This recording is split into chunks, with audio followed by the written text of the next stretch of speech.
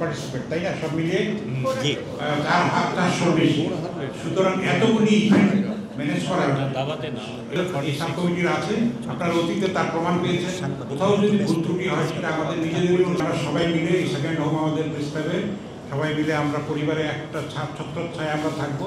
আমরা শান্তি সৌহার্দ্য তারপরে ভাতৃ, আমরা আবারও অভিনন্দন জানাচ্ছি আমাদের প্রধান অতিথিকে। তিনি একটা ব্যতিক্রম করে আমি আগেই কথাটা নিলাম, আসলে সুযোগটা নিলাম। আমি আসলে শহীদ মিনারে রওনা হচ্ছিলাম, আমাদের প্রিয় শ্রদ্ধেয় শিক্ষক সৈয়দ মনিরুল ইসলামের মানে সেখানে শ্রদ্ধা নিবেদনের এখানে আমি মাঝপথ থেকে ফিরে এসেছি। প্রচণ্ড বৃষ্টি দেখে প্রথমেই খাওয়া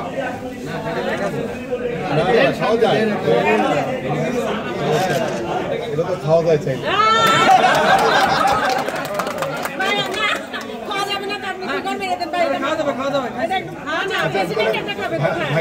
ভাই আমার একটা খায় সমান সমান। যারা প্রাতিষ্ঠানিক বিভিন্ন প্রতিষ্ঠানে যারা কর্মরত রয়েছে তারা অনেকেই খেলাধুলার প্রতি অনেক বেশি আকৃষ্টতা বেড়েছে। এটি একটি পজিটিভ সাইড আমি মনে করি, এবং আমি আমার একজন ক্রীড়া ব্যক্তিত্ব হিসেবে আমি সবসময় আশা করি যে বছরব্যাপী প্রত্যেকটি রাষ্ট্রীয় প্রতিষ্ঠান থেকে শুরু করে আমাদের যারা জাতীয় খেলোয়াড় রয়েছে বিভিন্ন মহলের প্রত্যেকেই যাতে খেলাধুলার সাথে জড়িত থাকে, কারণ খেলাধুলার কোনো বয়স লাগে না। আমরা চাইলে সেই খেলাধুলার মাধ্যমে আমরা বয়স বেড়ে গেলেও আমাদের শারীরিক চর্চার মাধ্যমে আমরা শরীরকে সুস্থ রাখতে পারি। পাশাপাশি আমরা আগামীতে যে চিন্তা ভাবনা নিয়ে বাংলাদেশের ক্রীড়াঙ্গনকে সাজানোর যে স্বপ্ন বা যে কর্ম পরিকল্পনা তৈরি করেছি সেটা দু একটি বিষয় আপনাদের সামনে আমি একটু শেয়ার করতে চাই।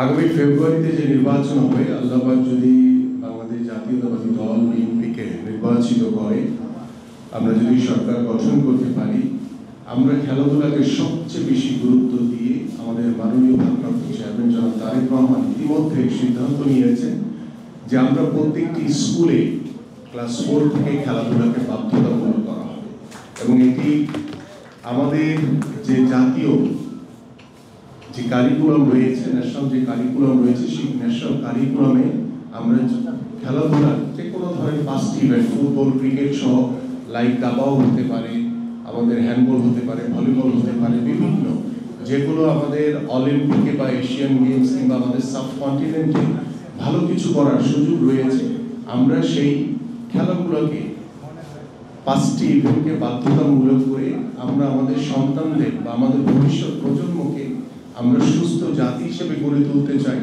পাশাপাশি এই ক্লাস 4 থেকে যখন একজন খেলোয়াড় খেলা শুরু করবে, তার ভিতরে কিন্তু ভবিষ্যৎ বাংলাদেশ দলে খেলার একটা আগ্রহ, একটা স্বপ্ন তৈরি হবে। আমরা বিগত সময় দেখেছি যে আমাদের পাইপলাইনে খেলোয়াড়ের সংখ্যা অনেক কম। তা আমরা যদি এই কর্মসূচিটি বা জাতীয় কারিকুলামে আমরা যদি এই খেলাধুলাকে বাধ্যতামূলক করার মাধ্যমে আমরা আশা করি যে আমাদের যে পাইপলাইনে যে খেলোয়াড় তৈরির যে রাস্তাটি সেটা অনেকাংশেই লাঘব হয়ে যাবে। পাশাপাশি আপনাদের অনেকেরই মনে আছে, আমার যদিও মনে নেই খুব বেশি, আমাদের শহীদ রাষ্ট্রপতি জিয়াউর রহমান তিনি 80 দশকে নতুন করে যে সাংস্কৃতিক অঙ্গন থেকে যে ব্যক্তিত্বদের তুলে এনে ভবিষ্যতে যারা এই সাংস্কৃতিক অঙ্গনকে মাতিয়ে রেখেছিলেন, আমরা ঠিক ওই আদলেই নতুন করে স্পোর্টস নামে একটি কর্মসূচি হাতে নিচ্ছি। যে নতুন করে স্পোর্টসের মাধ্যমে বাংলাদেশের আনাচে কানাচে বিভিন্ন প্রতিভাবান যারা খেলোয়াড় রয়েছে, যারা ফুটবলার হতে পারে, ক্রিকেটার হতে পারে, দাবারও রয়েছে। আপনারা দেখেছেন কিছুদিন আগে যে আমাদের খুদের দাবারও মুনতাহা, তার বাসায় আমি গিয়েছিলাম, এবং তার বাসায় গিয়ে তার পাশে থেকে সে যাতে কাজাকিস্তানের যে আন্তর্জাতিক টুর্নামেন্টে অংশগ্রহণ করতে পারে স্বাচ্ছন্দ্য বলে, আমাদের মাননীয় ভারপ্রাপ্ত চেয়ারম্যান জনাব তারেক রহমান তার পাশে দাঁড়িয়েছে, তাকে সার্বিকভাবে সহযোগিতা করেছে। আমরা এইভাবে বাংলাদেশের আনাচে কানাচে থাকা খুদের প্রতিভাবান খেলোয়াড়দেরকে সংগ্রহ করে ভবিষ্যতে আল্লাহ পাক যদি আমাদেরকে সুযোগ দেয়, ইনশাআল্লাহ রাষ্ট্রীয়ভাবে তাদের পড়াশোনা এবং খেলাধুলার সকল দায়িত্ব সরকার গঠন করবে। আমরা এইভাবেই খেলাধুলার মাধ্যমে আমরা আশা করি যে আমাদের রাজনীতির একটি গুণগত পরিবর্তন আসবে। আমরা এই খেলাধুলার মাধ্যমে সমাজের গুণগত পরিবর্তন করতে আমরা এই খেলাধুলার মাধ্যমে আমাদের পরিবারের গুণগত পরিবর্তন করতে চাই এবং তারই একটি অংশ হিসেবে আমাদের আজকে যারা আমি শুনলাম একটু আগে যে প্রায় 400 জন আপনাদের সাংবাদিক আপনারা বিভিন্ন ইভেন্টে অংশগ্রহণ করছেন, এটি একটি পজিটিভ সাইন। কারণ আপনারা আপনাদের লেখনীর মাধ্যমে বাংলাদেশের ক্রীড়াঙ্গন থেকে শুরু করে বাংলাদেশের সামাজিক রাষ্ট্রীয় সকল বিষয়ে আপনারা জাতিকে অবগত করেন। আমি বিশ্বাস করি যে আপনারা যে আজকে খেলাধুলায় অংশগ্রহণ করছেন, আপনাদের এই খেলাধুলাকে আপনারা নিজেরাই উপলব্ধি করবেন যে এই খেলার মাধ্যমে আমাদের যে মননশীল, যে সৃজনশীল, যে মানসিক, যে শারীরিক একটি পরিবর্তন আসে, সেই পরিবর্তনটা আপনারা যখন ফিল করবেন তখন আপনাদের এই খেলাধুলার প্রতি যারা লেখক রয়েছেন তাদের লেখনীর তেজও অনেক বেশি থাকবে। যে খেলাধুলার মাধ্যমে আমরা রাষ্ট্রীয়ভাবে, সামাজিকভাবে, আমরা আমাদের পারিবারিকভাবে সব জায়গাতে যে একটি পরিবর্তন আনতে চাই, যে গুণগত পরিবর্তন, সেই পরিবর্তনের একটি অন্যতম দ্বার উন্মোচন হবে আপনাদের মাধ্যমে।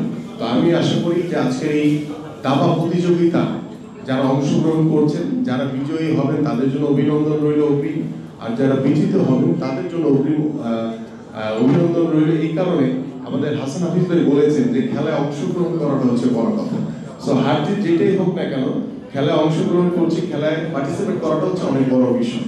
সো এই মানসিকতা নিয়ে আমরা যদি প্রত্যেকটি খেলার মাধ্যমে আমরা আমাদের যে গুণগত পরিবর্তনের কথা বলছি আমি সেটা করতে পারি, আলহামদুলিল্লাহ আশা করি আমরা সামনের দিকে অনেক ভালো কিছু করতে পারবো। আপনাদের মাধ্যমে, আপনাদের এই লেখনীর মাধ্যমে জাতি জানতে পারবে, এই প্রত্যাশা ব্যক্ত করে আমি আজকের এই দাবা প্রতিযোগিতার শুভ উদ্বোধন ঘোষণা করছি। সবাইকে ধন্যবাদ।